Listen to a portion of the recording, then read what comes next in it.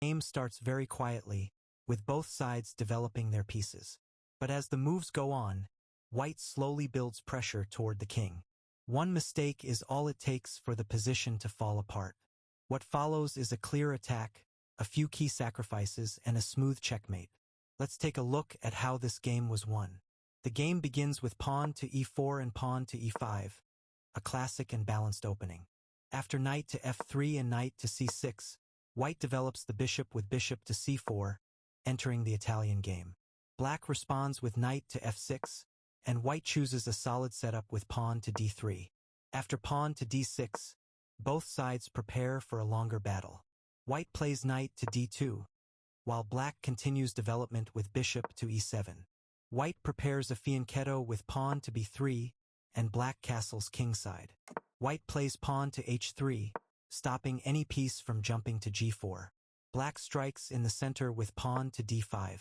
White responds with pawn from e4 takes pawn on d5.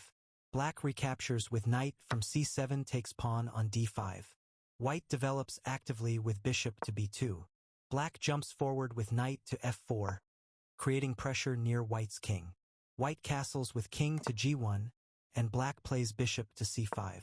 White centralizes with knight to e4, attacking the bishop. Black retreats with bishop to d4, but white exchanges with bishop takes bishop on d4. Black recaptures with pawn takes bishop on d4. White plays rook to e1, contesting the open file. Black responds with rook to e8. White brings the queen into play with queen to d2. Black aggressively pushes pawn to g5. White launches the attack with knight from f3 takes pawn on g5. Black retreats with knight to g6. White sacrifices with bishop takes pawn on f7. Check. Black moves the king with king to h8. White continues with bishop takes rook on e8. Black recaptures with queen takes bishop on e8. White jumps in with knight to f6, creating serious threats. Black defends with queen to f8. Then comes the powerful move rook to e8.